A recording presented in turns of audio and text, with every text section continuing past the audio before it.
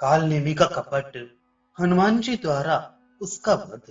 श्री महादेव जी बोले, हे पार्वती, जैसे अग्नि से तपाया हुआ घृत जल डालने से छुनछुनाने लगता है, वैसे ही काल नेमी के ये अमृत तुल्य वचन सुनकर रावण जल उठा और क्रोध से उसके नेत्र लाल हो गए। वह कहने लगा, मालूम होता है तू शत्रु से कुछ लेकर ही इस प्रकार राम के दास की भांति बातें बनाता है। याद रख, मेरी आज्ञा का उल्लंघन करने वाले तुझ दुष्ट को मैं अभी मार डालूंगा। काल नेमी ने रावण से कहा, क्रोध की क्या बात है? यदि आपको मेरा कथन अच्छा नहीं लगता तो मैं अभी जाकर आप जैसा कहते हैं वही करता हूं। इतना कह महादैत्य काल नेमी रावण की ही प्रेरणा से हनुमान जी के कार्य में विघ्न करने के लिए वहां से तुरंत चल पड़ा।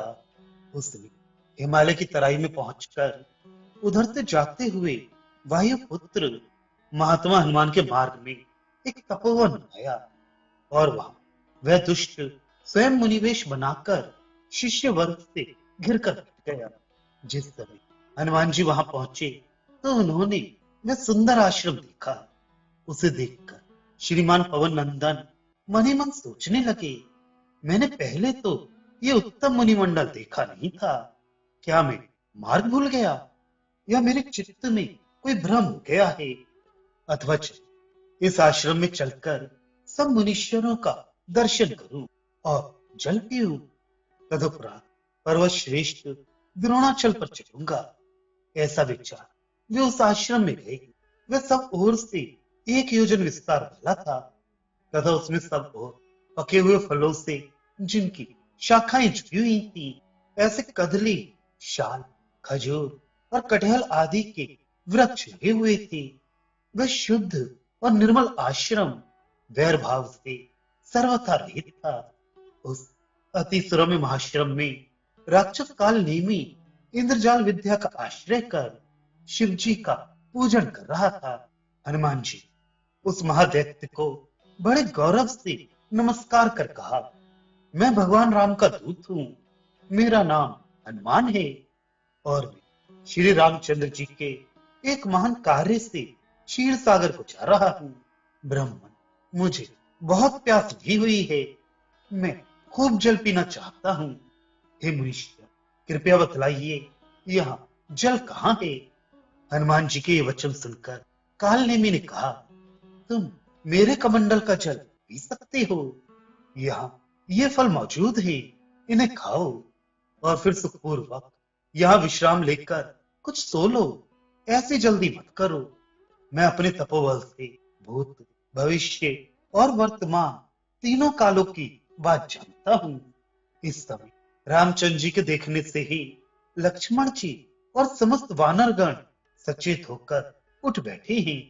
यह सुनकर हनुमान जी ने कहा, मुझे बड़े जोर की प्यास लगी हुई है।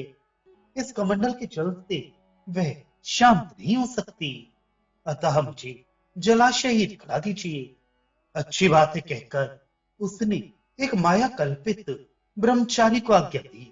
ब्रह्मचारी हनुमान जी को वह विस्तृत जलाशय दिखला दो। फिर हनुमान जी से बोला, देखो तुम आंखें मूंद कर जल पीना और फिर तुरंत मेरे पास चले आना। मैं तुम्हें एक मंत्र का उपदेश करूंगा जिससे तुम औषधि को देख सकोगे। तब बटुर ने जो आज्ञा कहे तुरंत ही जलाशय दिखला दिया। उसमें घुसकर हनुमान जी आंखें मूंद कर जल पीने लगे। इतने ही वहां एक महामायाविनी घोर रूपड़ी मकड़ी आकर बड़ी शीघ्रता से महाकवि हनुमान जी को निकलने लगी। हनुमान जी उस मकड़ी को अपने को निकलते देख अति क्रुद्ध हो अपने हाथों से उसका मुख फाड़ डाला, जिससे वह तत्काल मर गई। इसी समय आकाश में एक दिव्य रूप धारणी स्त्री दिखलाई दी। उसका नाम धान्यमाली था। हनुमान जी से बोली, हे कपीश्वर, आपकी कृपा से मैं आज श्राप मुक्त हो गई। पहले मैं एक अप्सरा थी। किसी कारणवश मुझे एक मुनीश्वर ने श्राप दिया था। इसी से मैं मकरी हो गई थी। इस आश्रम में आपने जिस पुरुष को देखा है वह कालनेमी नामक महादैत्य है। हे अनंत, इसे रावण ने आपके मार्ग में विघ्न डालने के लिए भेजा है। ये मुनि वेश धारण करने वाला वस्तुतः कोई मुनि नहीं है, बल्कि ब्राह्मणों की हिंसा करने वाला है। इस दुष्ट को शीघ्र ही मारकर आप पर्वत श्रेष्ठ द्रोणाचल को चाहिए। मैं आपके स्पर्श से निष्पाप होकर अब ब्रह्मलोक को जाती हूँ। ऐसा कहे वह स्वर्गलोक को चली गई और हनुमान जी भी आश्रम को चले। हनुमान जी को आए देख काल नेमी ने कहा, हे वानर श्रेष्ठ, अब बहुत विलंब करने से तुम्हें क्या लाभ है? लो, मुझसे मंत्र ग्रहण करो और मुझे गुरु दक्षिणा दो। उसके इस प्रकार कहने पर हनुमान जी ने अपनी मुट्ठी कसकर बांधी। उस राक्षस से कहा, लो, दक्षिणा तो ये लो। ऐसा कह उसके एक मुक्का मारा। उसके लगते ही महादैत्य काल नेमी मुनि वेश त्याग कर नाना प्रकार की मायाओं से पवन पुत्र के साथ लड़ने लगा। किंतु हनुमान जी तो महामायावी मायापति भगवान राम के दूत थे। इन तुच्छ मायावी राक्षसों के शत्रु थे। उन पर इन तुच्छ मायाओं का क्या प्रभाव हो सकता था? उन्होंने उसके सिर में एक मुक्का मारा, जिससे मस्तक फट जाने के कारण वह तुरंत मर गया। तदनंतर वे क्षीर समुद्र पर पहुंचे और महापर्वत द्रोणाचल को देखा, किंतु उन्हें वह औषधि ना मिली। अतः फौरन ही उस पर्वत को उखाड़ लिया और उसे वायु वेग से रामचंद्र जी के पास ले जाकर उनसे कहा, हे देवेश्वर, मैं इस महापर्वत को ले आया हूं। आप जो उचित समझे शीघ्र ही करें। इस कार्य में विलंब करना ठीक नहीं है। हनुमान जी का यह वचन सुनकर भगवान राम अति प्रसन्न हुए। उन महामति प्रभु ने तुरंत उस पर्वत से औषधि लेकर सुषेण से महात्मा लक्ष्मण की चिकित्सा कराई।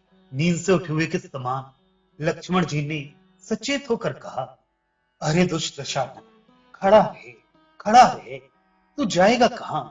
मैं तुझे अभी मारे डालता हूं। इस प्रकार कहते देख रघुनाथ जी ने उनका सिर सूंघकर हनुमान जी से कहा, हे वर, हे महाकपे, आज तुम्हारी कृपा से ही मैं अपने भाई लक्ष्मण को सकुशल देख रहा हूं। हनुमान जी इस प्रकार कहे श्री रामचंद्र जी सुग्रीव और अन्य वानरों के साथ विभीषण की सम्मति से युद्ध की तैयारी करने लगे। युद्ध के लिए अत्यंत उत्सुक समस्त वानरगण पाशा, वृक्ष और पर्वत शिखर आदि लेकर लड़ने के लिए चले। भगवान राम के बाणों से विद्ध होकर महाराक्षस रावण ऐसा व्याकुल हो रहा था जैसे सिंह से हाथी और गरुड़ से सर्प हो जाता है। अतः वह राक्षस राज महात्मा राम से परास्त होकर लंकापुरी में गया और अपने राज सिंहासन पर बैठकर राक्षसों से इस प्रकार कहने लगा, पूर्व काल में पितामह ब्रह्मा जी ने मेरी मृत्यु मनुष्य के ही हाथ से बतलाई थी, किंतु संसार में ऐसा कोई मनुष्य नहीं है जो मुझे मार सके। अतः इसमें संदेह नहीं कि साक्षात नारायण ने ही मनुष्य का अवतार लिया है और वे दशरथ कुमार राम होकर मुझे मारने के लिए आए हैं। पूर्व काल में मुझे जो अनरायण ने श्राप दिया था कि हे राक्षस राज, मेरे वंश में सनातन पुरुष परमात्मा अवतार लेंगे और उन्हीं के हाथ से तुम निसंदेह अपने पुत्र, पौत्र और बांधवों के सहित मारे जाओगे। और ऐसा कहकर वह स्वर्ग को चला गया था। सोनी राम ने मेरे लिए अवतार लिया है और वे मुझे अवश्य मारेंगे। हमारा भाई कुंभकर्ण तो बड़ा ही मूढ़ है, वह सदा ही निंद्रा के वशीभूत रहता है। उस महावीर को जगाकर मेरे पास ले आओ।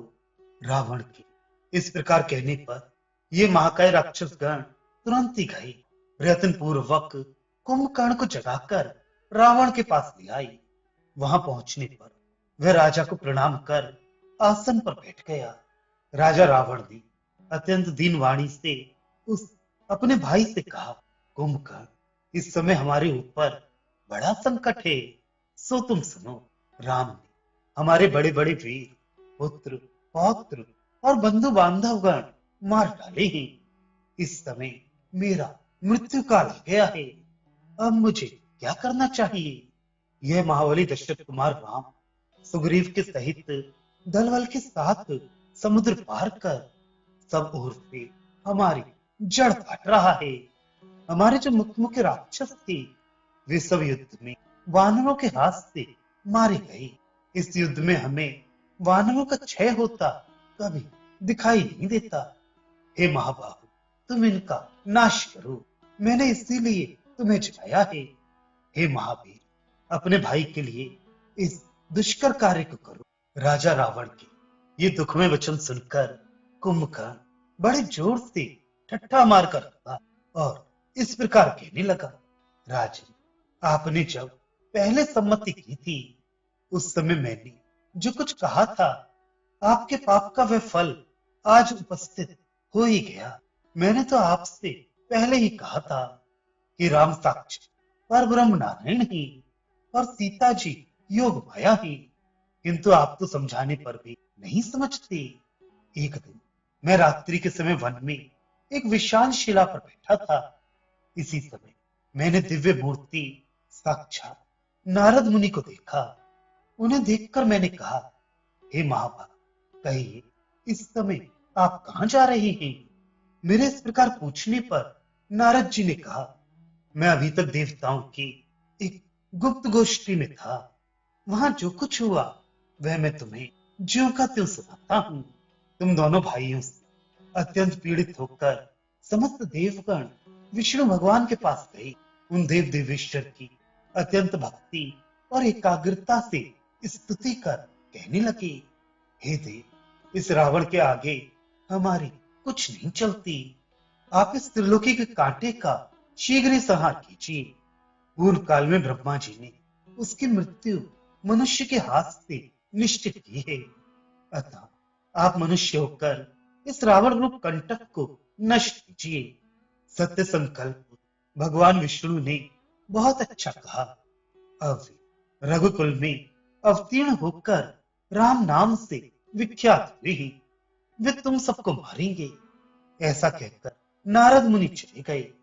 अतः आप राम को सनातन परब्रह्म ही जानिए और वैर छोड़कर माया मानव रूप भगवान का भजन कीजिए। श्री रघुनाथ जी भक्ति भाव से भजन करने वाले से प्रसन्न हो जाते हैं। भक्ति ही ज्ञान की जननी और मोक्ष को देने वाली है। भक्तिहीन पुरुष जो कुछ करता है वह सब ना किए के समान ही है। भगवान विष्णु के अनेकों अवतार हुए हैं और वे सभी अपने स्वरूप के अनुसार लीला करने वाले थे, किंतु ये शिव स्वरूप ज्ञानमय राम अवतार वैसे 1 सहस्त्र अवतारों के समान ही, जो रात दिन मन और वचन से भगवान राम का भली प्रकार भजन करते हैं। वे बिना प्रयास के संसार को पार कर श्री हरि के परम धाम को जाते हैं। जो शुद्ध चित्त महानुभाव इस भूमंडल में निरंतर राम का ही ध्यान करते और उन्हीं के चरित्र पढ़ते हैं, वे सांसारिक विषय रूप महान नागपाश से छूटकर श्री सीतापति अनंत सुखमय चरण कमलों को प्राप्त होते हैं।